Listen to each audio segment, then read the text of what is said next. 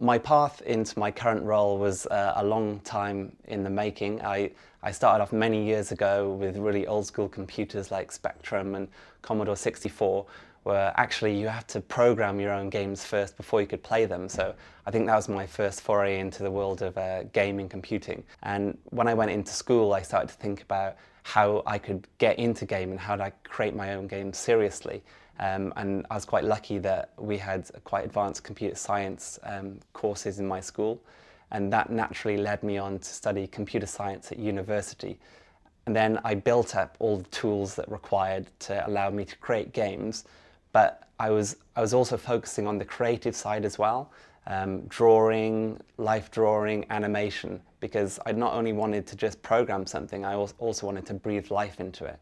So in my own time, as a hobby basically, I would study about animation, graphic design, usability, interaction design and so on. And when I left university, I was able to work for an interaction design company. We were making lots of small games for the BBC, National Lottery and so on. But obviously my interest in gaming also took me to Japan, where there's a birth of so many quirky and original computer games.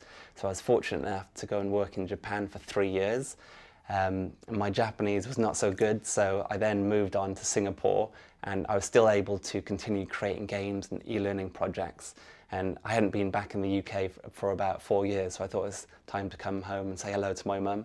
So I came back to the UK, and I've been working at Mind Candy for the past year.